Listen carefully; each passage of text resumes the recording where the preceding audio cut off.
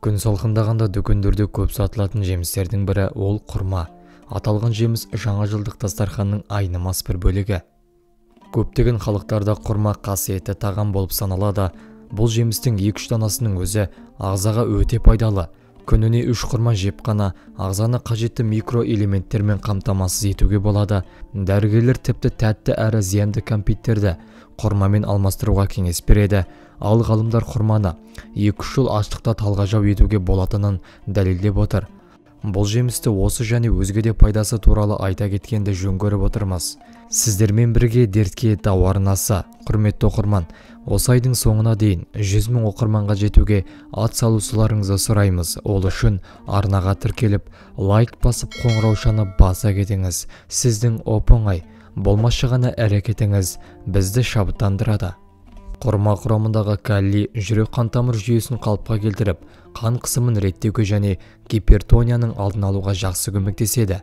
Құрманың құрамындағы пайдалы дәрумендер мен минералдар бөлігін алу үшін күніне 3-4 құрма жеген дұрыс. Құрма тым тәтті болғандықтан оны сұлы, сүзбе немесе йогурт тіпті салаттар секілді түрлі тағамдарға қосуға болады. Құрма адамның асқа деген тәбетін жақсартып, жұмысқа деген қабілетін жақсартады. Фруктоза мен глюкозаға бай бұл жеміс жүйкеңізді тыныштандырып, ұйқыңызды қалыпқа түсіреді. Ғалымдардың зерттеуі бойынша құрманы көп жейтін адамдарда өкпедегі қатерлі дерттен ауру кемде-кем кездеседі екен. Құрма құрамындағы магний бүйрекке тас жиналмаудың алдын алады, сондай-ақ ағзадағы тұзды шығаруға жақсы көмектеседі. Мәйегін жарақат алғанда немесе күйген жерге жақса тез жазылады. Дәрігерлер құрма жемістен тіс жиегі жиі қанайтын жандар мен туберкулез дертіне шалдыққанда көбірек жеуге кеңес береді. Құрма иодқа өте бай жеміс. Қалқанша безінің қабынуымен ауырғанда бұл жемісті жеу дертке дауа болады. Қаныңыз аз болса, бұл жемістің өзінен немесе жапырағынан шай жасап ішуіңізге болады.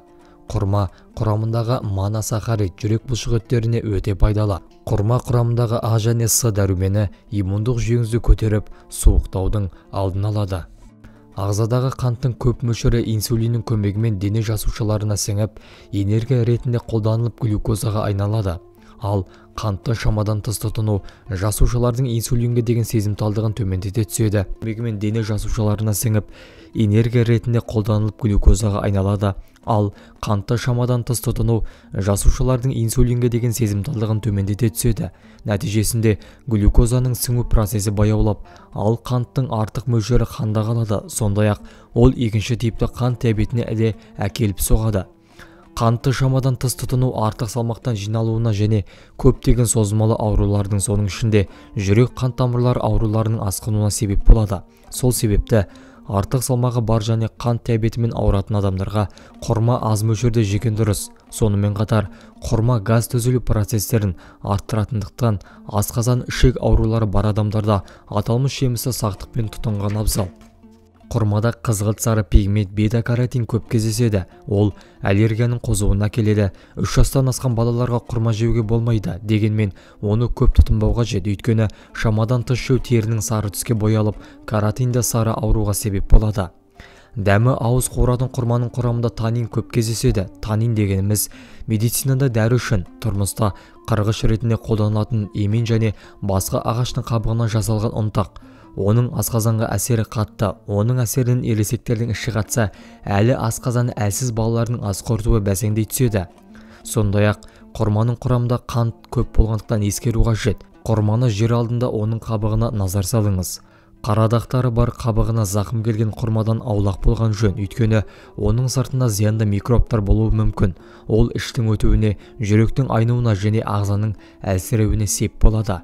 Шамадан тыс тұтынбай белгілі бір мөлшерде жесеңіз ғана құрманың пайдасын сезінесіз.